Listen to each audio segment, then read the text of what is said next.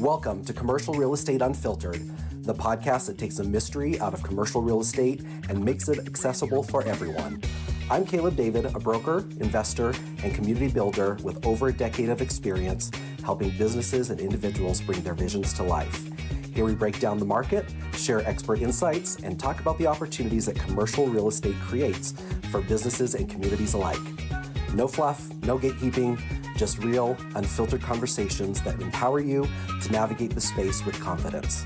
So whether you're an investor, a business owner, or simply curious about commercial real estate, welcome. Let's dive in. Welcome, friends, to the Commercial Real Estate Unfiltered podcast. I'm your host, Caleb David. Today, we're going to jump right in because we've got a lot of things I want us to cover with our special guest today.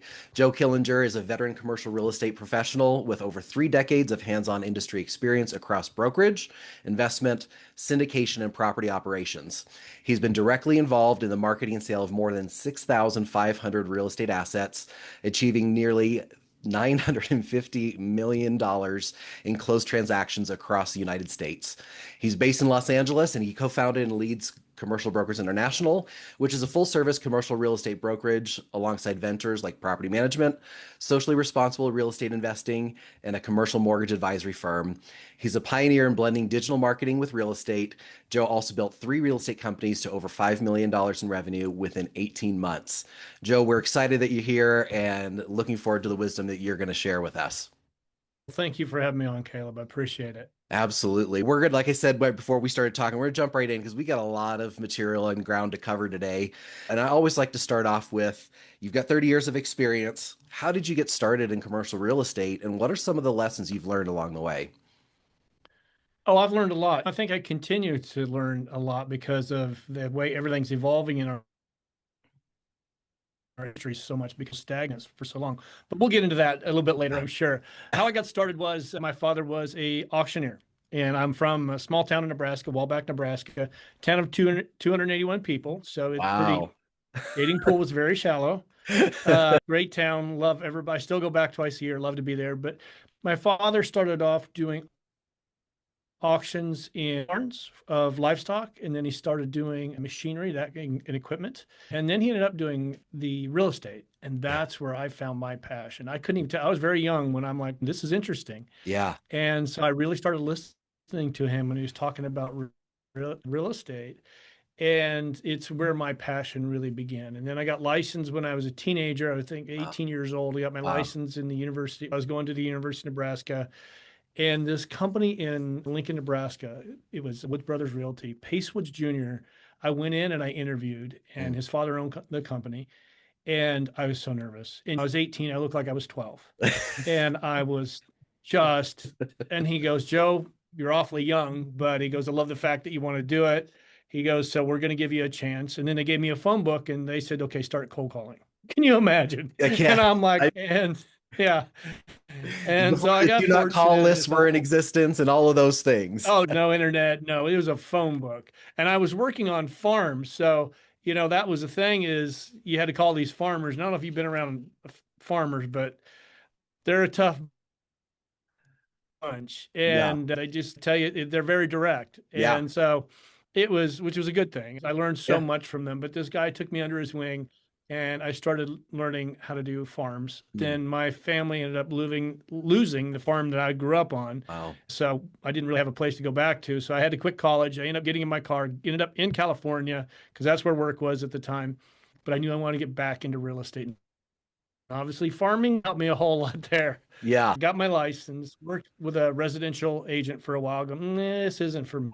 And I figured out that maybe I need to focus on commercial. And I'm skipping a lot of it, but it's pretty boring, but it's just been a lot of trial and error. And then I ended up at a company called, probably better not say the name, but it was an auction company here in Los Angeles. Yeah. And my now CEO of our commercial brokerage company, George Pino, was there. And I was in the marketing department. George was in the closing department. Yep. And they got caught fudging numbers on an IPO at that company. Yes. And so a bunch of layoffs happened. I ended up getting moved from marketing into closing department. George is number 3 on the list as far as management. He ended up being number 1 on the list a few weeks later. Wow. And George laid me off. And then a few weeks later, he got laid off.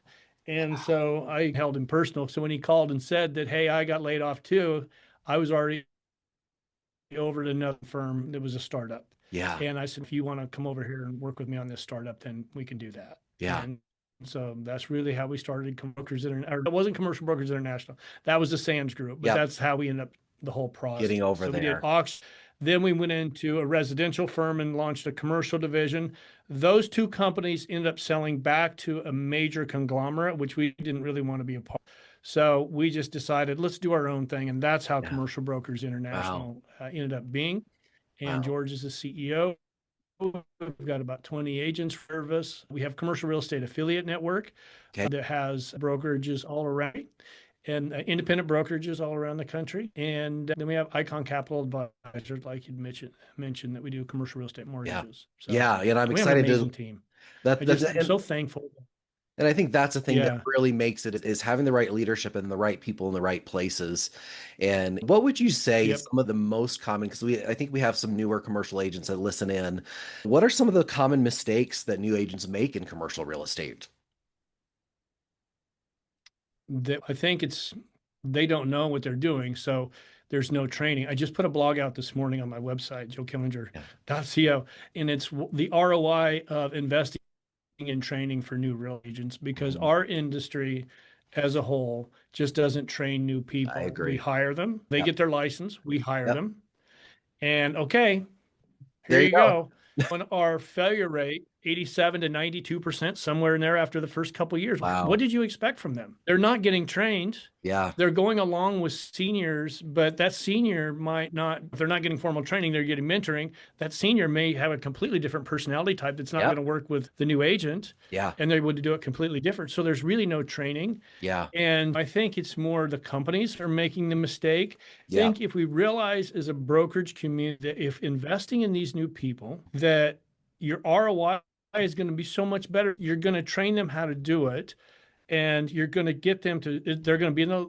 business longer. They're going to Yeah. make money sooner. The deals they get put together are going to actually stick and not fall apart because they Yeah. know what they're talking about. So you need to invest in them. So I'll tell you what we do at Commercial Yeah. Brokers International is we do training 5 days a week, every morning, 8:30.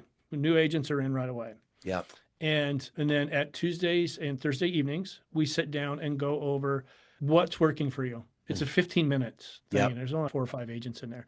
What's working? Mhm. Okay, great. Let's double down on that. What's not working for Yeah. you? Let's figure out how to make that better for you.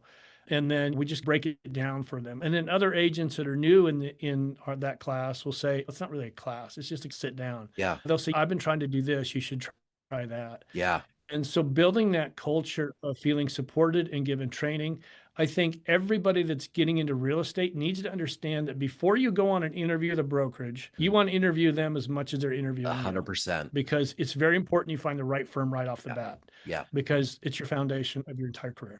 Yeah. And I was very lucky to have found that when I first started in the industry. And then obviously Yeah. growth came from that. But Yeah. how are some of the ways that you're attracting this new talent? Because I think, at least in my market, there's not a whole lot of poaching of agents going back and forth. There's not a whole lot of movement, but there's not a huge pool of new talent to pull from. So how do people find you? Word of mouth mostly, or we run ads on LinkedIn or Indeed. Yeah. But we interview a lot, and our turnover rate is 66. I think it is Wow. 66%, because they've got getting into an industry. It looks good when you watch $1 Million Listing and Yeah. all that stuff. It makes it look Yeah. so easy on the Yeah. residential side. Everybody needs to know that's not the way the business is done. Mm. I mean, it's just not. No. And in commercial, the deals take a lot longer than they do in Yeah. residential. Yeah. So it's really hard. And so finding the right people and getting them to truly understand that this is going to take a while. Yeah. They said, I need to make money the first 6 months. I'm like, then go stay at your Rough. job Yeah. and then make sure that you put at least a year's worth of money away. Yep. Now, we haven't had an agent ever go more than 6 months from start to Yep. 6 months ever. There's never anybody. We've got one guy that started last September. He's done, I think, 5 or 6 deals this year. Now, they're not huge, Sure. but I'm sure, I haven't looked at the Hey, numbers, but I'm guaranteeing he's done over $80,000 this first year. that's pretty And incredible. it is. It is. Now, we also have some incredible seniors that say, hey, I've got this deal It's not my size. I want to work on it with you. Yeah. And you come in, you do all the legwork. I'm going to give you 75%. I'm just going to oversee the contract. I'll do 25%. Yeah. You Yeah. do all the work. And so our Yeah. seniors do that to help the new people. We've all been there. We've all Yeah. been there. We've all been sitting Absolutely. in that seat, this new person, Yeah. and you're so thankful. But it's finding the right company that is really going to help you get that going, and also making sure that you're aware that it takes a while. Yeah, absolutely. And I've tried a few different models, and I know I've heard other brokerages using different models as far as training goes and commitment. How, because I know it's a lot of time and effort. Like I've written a Yes, it commercial is. real estate manual, right? Like Yep. sample LOIs, just all the different things that people and processes and steps. But that doesn't retain people, right? So you could spend 6 months, 9 months investing into someone and then they turn around and walk away. Have you found any tools that maybe help prevent some of that? Yes. One that I wish that I knew early on. It's listening and compassion. Yeah. It's those two. You have to understand where they're coming from, because when you're Mhm. low on money, which I was, when Yeah. George and I first got together, I had a few $100s, couple $1,000s. By the time we got our first on, I had next month's rent. Yeah. And that was so there's a lot of emotion. So when you get low on emotion, get low on money or time, Mhm. and it brings a lot of emotions that typically when you get going, you're not going to have. Yeah. I've learned to really start listening and understanding and not just saying this is the way it has to be. Yeah. I advise them, but I also will say, listen, this is what you need to be doing. If you Yeah. choose not to do it, know that it's going to take this much longer to get Yeah. going. Yeah. And I think those things, and it took me a lot of time to do that, because I used to be like, listen, this is what I did, this is what works. Yeah. Yeah. And out of that, you've built a company or two that kind of helps fill this Yeah. gap. Is that right? Yeah, but it's finding the right people. Yeah. We've kissed a lot of frogs. We've hired bad. We had a lady that was here, and she came from the mortgage industry, and she was trying to work commercial real estate like the mortgage, and it's not that industry. Mm. But it's what she was trying to do just wasn't going to work, and she got Yeah. frustrated, and I couldn't blame her. Yeah. It's an incredible industry. I think there's such an opportunity for young people right now to get Yeah. started, because it's evolving so quick. Yeah.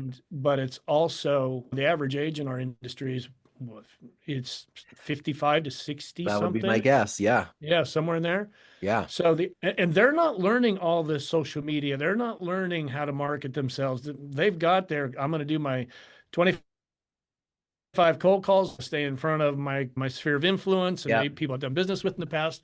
So you as a new agent have an opportunity to come in and take over a marketplace. You're Yeah. probably not going to get those people from the older people, Right. but there's so much business, and you got to go out and create it, and creating content, writing blogs. Every time you do a deal, get a review, just making sure you're staying in front of people, Yes. because so many agents do the one and done. They'll take a meeting and then they never reach out back out to the client. And a good email program, reaching out to them every couple of weeks to stay in Mhm. front. A great CRM Yeah. is your lifeblood. Yeah, Gotta I get would agree with that. I would agree with that. So, what's some practical advice for there's obviously this training gap that people Mhm. can, I assume, contact you and get some training and brokerage and mentoring and brokerage. But what are some practical Yeah, I advice? do everything I do is for free. If Okay. they want coaching, there's a great coach called Rod Santomassimo. Yep. I think I do what I do because I know when I was starting, I didn't have any money. I couldn't afford coaching. I Mhm. couldn't afford, Yeah. and so we put this content out to really help those people. If Yeah. you can afford to go get coaching, there's a lot of great coaches. I just happen to know Rod Yeah. Santomassimo. He's incredible. Yeah. Yeah. So Absolutely. a good That coach is a is something you could struggle. do. And the barrier to It is. eventually, even expense wise for your month-to-month expenses, just to be a commercial broker it's Yep. like half of a rent payment. Yep. What are some things Yeah. self-educating? Obviously, they can go to get your content, so I think that we'll make sure we include that in the notes for everyone. So for someone who's looking to grow their business, especially now when we're 5 years post, almost 5 years post COVID, a lot has changed in the marketplace. What are some marketing strategies that are working right now? Oh God, the one that I'm starting to see is really working well for us. There's a book that Ed Winslow put out. I'm going to murder the name of the book, Caleb. I think it's That's just all right. proof stacking, something about proof stacking. Okay. And you should be following Ed Winslow on LinkedIn anyway. Yeah. But proof stacking is it's when you just write a excuse me, a white paper about a transaction. So this is how the client got in touch with me, a little bit about the Mm, client. Here was their pain points that I overcame. Here's the details of the transactions, and here's how it ended. And yeah. this is what I did for them. Talk about it. And the reason you want to post that out there and keep it on wherever if you have a blog or if you have put it on LinkedIn under articles, and make sure you put it everywhere because it's going to be evergreen on the internet then. Yeah. But that shows that you've done an asset in a marketplace. So people, when they're searching that area, are going to say, oh, Caleb's already done a deal Yeah. in this marketplace. Yeah. Or if you continually do that, then they're going to see, oh man, Caleb has been doing deals right and left in this marketplace. Yeah. So yeah, let's give him a call. Yeah. And yeah, proof stacking is something I'm all for. I think Ed Yeah. Winslow, and I don't know if you know who Bob Knackel is, but he's in New York City, top producer, does $1 billion a year. Wow. And he's a firm believer too. If you go look at Bob Knackel on LinkedIn and see his proof stacking post, Mhm. incredible. It's Awesome. KNAKAL. Awesome. And that proof stacking is something that's very powerful. It's just putting content out on a regular basis. Yeah. You want to be consistent with it. You want to have three pillars. So you want to talk about your asset class, you want to talk about your area, and you want to open the door about yourself a little bit personally. Mhm. Because and I can tell you why, if you have, and I can give you an example actually. It's a funny story, is my friend Kyle and Sarah has a French bulldog. And he posted it on a video. This dog walked in onto the camera in the shot, and a guy saw that, and Kyle is in restaurants, and the guy reached out and go, hey, I have a French bulldog too, we should connect. Yeah. And they started doing deals together. Yeah. So you find a commonality. Yes. And it's very important. It really Yeah. opens a door. It moves that barrier that of somebody not wanting to reach out to you, Yeah. they go, okay, maybe I should have a conversation. At least Yeah. we can talk about the dogs. I think that's an excellent point because, one of the reasons why we do this podcast is to make commercial real estate more approachable. And I think it takes a certain level of Yep. vulnerability for us as agents and brokers to be able to show more of ourselves versus just here's the numbers I've done. And the next point that we're going to come around to is the role of community and community building. And the tagline for our company is creating space and building community. So that really resounds with me. And I find it very rare in commercial real estate. So what does that look like for you in building that online community and in your own personal community and how that affects your business? It's huge. It's absolutely huge. You've got to build the community. I think as an industry, we tend to forget that this is a people business, right?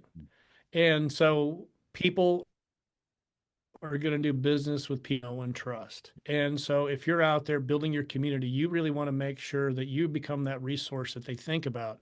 And for us, we're getting ready to do some events, even Art in the Garden event, September 27th. Yeah. And it's going to be all of our past, present, and potential clients that are coming. Yep. And all of our agents can invite their clients. We're probably going to have 200-ish people there.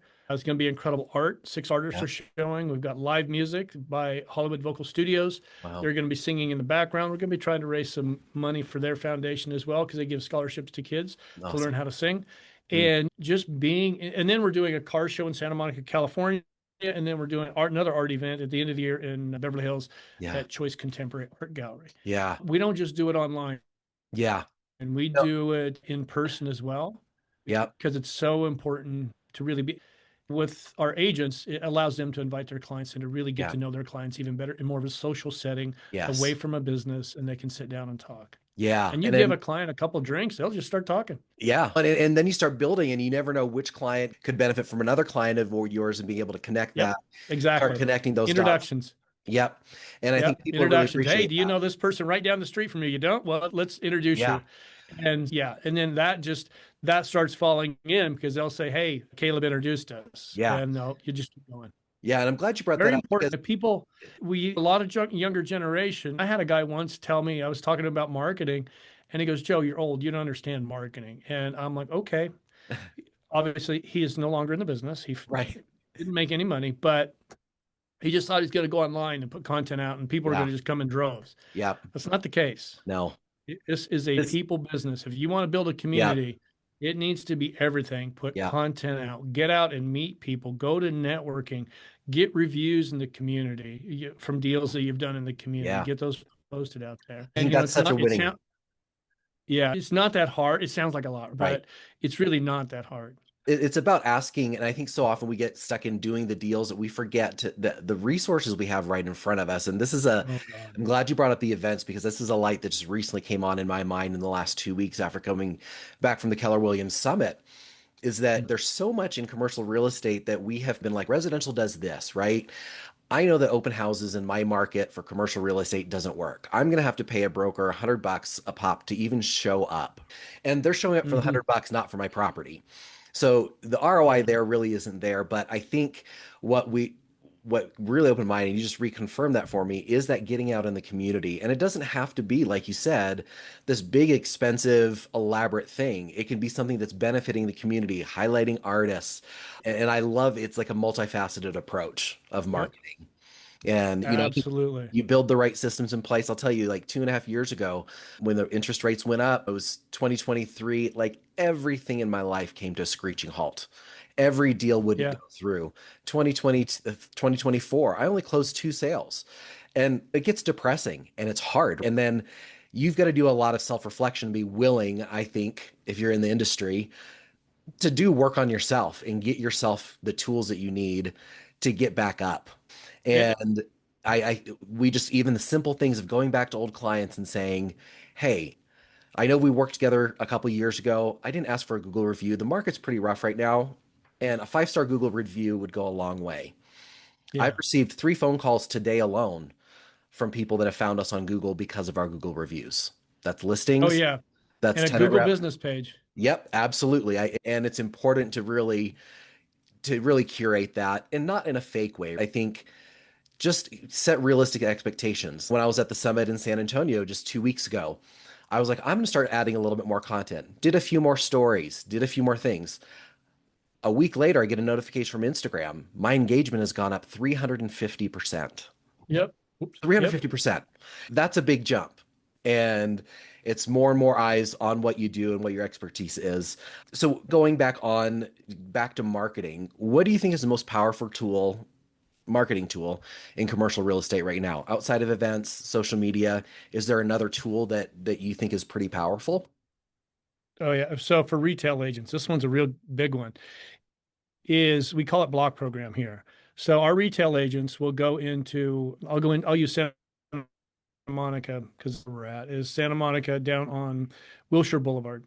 They'll pick 3 blocks that they want, and they'll actually go door to door, walk in, introduce themselves, and say, "Hey, I'm Caleb. I'm with Commercial Brokers International. I just come in and meet you, get to know you. You're the manager, you're the owner. Never assume, just always ask, are you the manager or the owner? Okay, I'm going to be working this area, or I am working this area. And so I just want to introduce myself. You get Mhm. their information as much as you can. And then, so you want to catch that email because you want to put them on an email program Yeah, and then do a leave behind about the area and some of the stuff that's going on yeah, with your photo and everything. Just leave that. And then yeah. you go from store to store. But every time you exit a store, you write down the conversation. Mm. So in the next few weeks, when you come back through, and again, you'll be able to bring that conversation back up. Yeah, And so you go down 3 blocks, you go down the other side, the other 3 blocks. After you've done that for about 3 months, when you start walking into those stores, they're gonna be, "Hey, Caleb, how are you? Yeah, I'm just down yeah, here doing some showings, even if you're not." right. Just let them know that you're in the area, do a leave behind, Yep. and get to know them. And you'd be surprised how soon Mm. they'll adopt you into the community. Yeah, And then they'll say, "Hey, Caleb, did you hear that the 2 doors down they're getting ready to move?" yeah, "No, I haven't heard that. I'm going to be down there in just a few minutes, so I'll bring it up." And then yeah, you can call the property owner and say, "Hey, I understand you're going to have a vacancy. yeah. Can I get that filled for you? Because Love it's a that. market I work." It's a Yeah, very powerful tool. It helps you love build that. your community very quickly. And plus, it gives you, people will start giving you information because they trust you Hmm. because they see you. Yeah, Regularly. And then yeah, once you've got those 3 blocks where they know who you are, you take on another 3 blocks. And now you've yeah, got 6 blocks you're walking. And then after that, everybody knows you that's 6 blocks. And you go another 3 blocks. You got 9 blocks. Next thing you know, you own the city. yeah, yeah. Everybody knows who you are. And I think too, it's very easy to get overwhelmed, but what you're explaining is some bite-sized things that can be Yep. done. It's a Yep. stretch, yes. It's going to take work and Yeah. effort, but it's also something that is Yeah. achievable. And so then Yep. once you get through those three blocks, you're like, oh wait, I did that. And then you've got Hmm. the energy and the confidence to Yeah. be like, all right, I'm ready to start something new. Yeah. I Yeah. love it. And you'd be surprised how quickly, once you build that trust, you'd be surprised how quickly people start thinking, hey, I need to call Caleb. You Yeah. want them to understand that you're the resource. You're Yeah. now the resource for that marketplace. Yeah. And it works wonders. Uh, We even have people do that for industrial. They'll just go out and obviously they're not just walking the area, they're driving the area. They'll go Yeah. out for a morning and just walk in and introduce themselves. Hey, do you look like do you need more space? Less Mhm. space, what do you need? Yeah. And do a leave behind. Yeah. It's just very powerful. Absolutely. But I think too, And then if people capturing do go, information, that yeah. email so you can stay in front of them is also good. Yeah, and then if they go online and go to your Google, it's one more They see confirmation, you. right? They see it, then they go to, if they do go to socials, and then they see you there. But that leads me to the next question, which is, what are some common pitfalls that brokers can make doing their digital marketing strategy or social media strategy? Not thinking of their target audience. You Mm, want to start there. You want to start thinking, who am I trying to attract? yeah. And what do I want to hear from them? So I've got this new thing I'm on, and my agents hate it. I said to them the other day, I said, so if you were a client in your market, what would your perception of yourself be? Mm, You got some just ooh, glazed eyes over. And, wow. but it's really what you want to think about. It's Yeah. how important, what do they think of you out in that community? And what's your potential of getting business?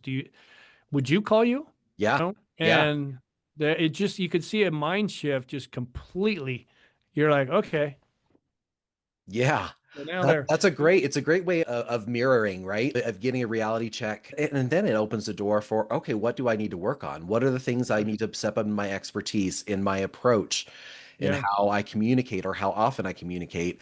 And I always say that time kills deals. And so yeah, even as you're nurturing a client, I find that I try to do at least one or two touches every week, even if it's mhm, just, hey, I was just thinking about you, just want to see if you had a chance to think about yeah, what we were talking about and very just important. staying in front because I think that consistency shows that you're committed to their process, not Yeah. just your commission check. Yep, that's Yeah. exactly it. That sphere of influence. Yeah. Everybody that, and I think new agents, especially people that you went to school with, high school, college, if you go to church or synagogue, whatever you go to, Mhm. all those people, Yeah. that sphere of influence, that's going to be your quickest business because they know you Yeah. and trust you already. And if you're brand new, obviously you can't say, hey, this is what I'm doing now. You're going to have to say, I'm part of a team Yeah. and this is what we do. Yeah. And because you're going to be Yeah. getting some help. And I think it's important to ask for those introductions from those people in your circle. Because I think for Yep. someone who's just graduated high school like you did, or someone who's 19, 20, 21, or just out of college, their sphere is pretty small. But what if your Yep. friends' parents are in business? Yeah. What is the people beyond the next and asking for those introductions and time to sit down and have coffee? And so what would you say the most important things are in the first 90 days for a commercial real estate agent to focus on? I wrote a whole booklet on that. It's called The First Perfect. 90 Days in Commercial Real Estate. It's Great. on the website and it's free. Awesome. Yeah, it just everything we're talking about. I Yeah. wrote the booklet. It's free for anybody to use. You can go in and get action. Then there's a second booklet that's how, because when we launched our brokerage company, we went from being agents to agents and owners of a firm. We Mm. go through all the Yeah. mistakes that we made so people don't have to. But yeah, it's a process. It's pretty long. I think it's like 30 some pages, but it's getting a lot of people are reaching out and reading it and reaching out with questions. But it's really making sure that you understand what perception you have in the marketplace. Mm. Everybody, how are you going to get people to know who you are? Yeah. And how are you going to get people to trust you enough? Yeah. And that's why it takes a while. Yeah. But the thing is, it's what's beautiful about commercial real estate was dabbled in residential was you're always starting over, right? You'd sell the house or lease the house, then you had to go find another client. In commercial real estate, you can do it. You can connect with an investor and do multiple deals with them in a year. Or Yeah. if you do a lease, that lease is going to come up 3, 5, 7, 10 years. Mhm. So you can really build a base. Yeah.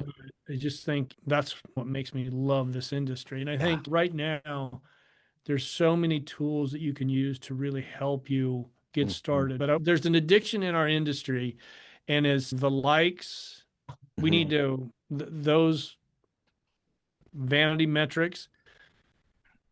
I talked to so many agents, and I had one that had 250,000 people on TikTok. And I said, he goes, look at all these likes. You're never going to get all these likes. I said, "No, I definitely won't."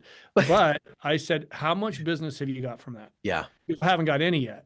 I'm like, there okay. you go. So what you're doing is not working Yeah, because it's getting you likes, but it's not making you money. And I yeah, think you're doing it to make money. You need to take a look at that. And yeah, we're always worried about the likes and those vanity metrics when you should be thinking about what's going to make me money. yeah, What is the value that I can bring to my yes. community that people are going to reach out to me? Yeah. And And I that's find asking a lot of good questions is yeah. being curious about them, not necessarily what you can do for them yet, because you don't know what you're going to do for them yet, right? You don't know Yep. what their needs and goals are.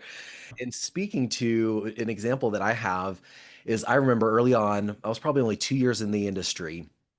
First year was rookie of the year named by my peers. So the phone started ringing a little bit, but I got invited by a lender to go to their Christmas party. They're based out of Nebraska, but they had an office here in Colorado Springs. So I go to the Christmas party and I just start talking to people.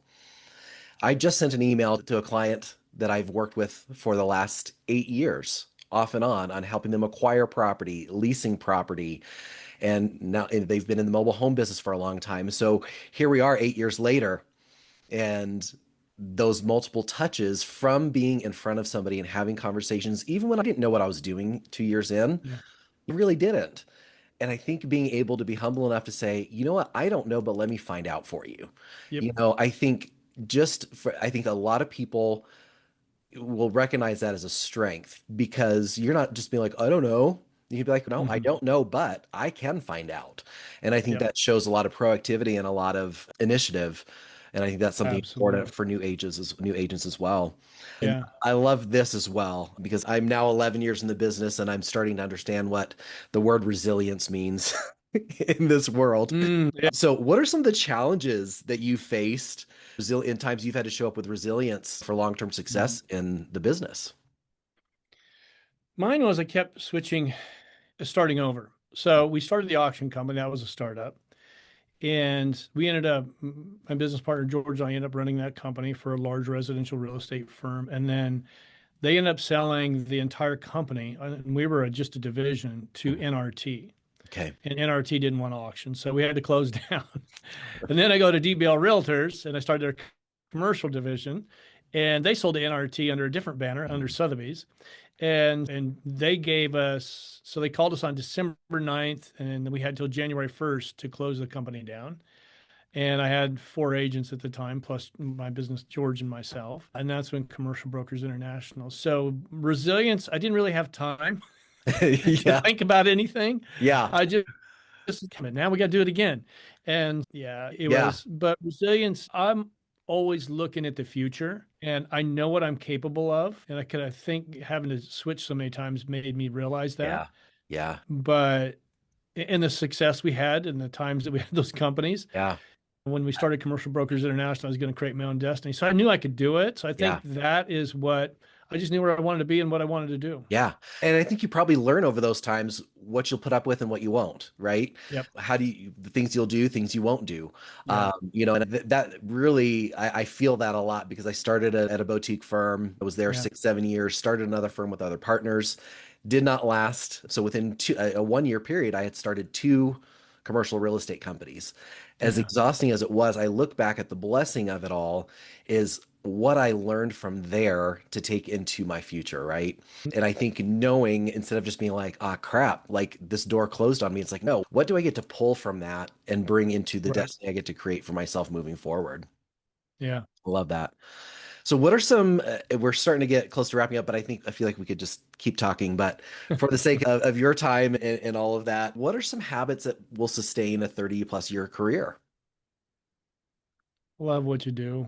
And I get, fortunately, I own the company, so I get to pick the people that Yeah. I get to do it with. So I get to walk into the office and be around people I want to be around. Yeah. And we got a pretty young company, and there, at some point in our company, you're going to be a victim of a joke. You're going to be, you're, and they're fun. We go do stuff outside of the company, Yeah. but it's finding the right people to really that support the older people, supporting the younger people. For me, it was just finding the right team to be around. Yeah. And, Yeah. yeah. I love that. Yeah. Joe, where can people find you? Obviously, there you've got some incredible resources, but where can Yeah. people follow you online? We'll make sure this is in the show notes, but would love to give you a chance to share anything else that you might have on your mind before we wrap up. Yeah, you can find on the website joekillinger.co. And I do have a YouTube channel. Actually, I don't know. Is this going to be out soon, Caleb? Probably in about 3 weeks. Okay, no, I'm going to say I'm posting a video on Monday that's about networking. I think could be really helpful for a lot of people. Yeah. And so go to the YouTube channel. It's under Joe Killinger. All my social media is just under Joe Killinger. Love it. It's at Joe Killinger, Instagram, Twitter, LinkedIn. Perfect. So easy to find. Awesome. Or, Joe, or email me at Joe Killinger. perfect. I appreciate you being so open with your knowledge and resources, sharing with me and with the rest of our listeners. So thanks for joining us, and I look forward to connecting again in the future. Thank you, Caleb. Have a great day. You too. That's a wrap on this episode of Commercial Real Estate Unfiltered. I hope you found value in today's conversation and feel more confident about navigating the world of commercial real estate. If you enjoyed the episode, be sure to subscribe, leave a review, and share it with somebody who could benefit from these insights. You can connect with me, Caleb David, and the team at David Commercial Real Estate. Just check the show notes for more information. Thanks for listening, and remember, creating space is more than just real estate. It's about building community. See you next time.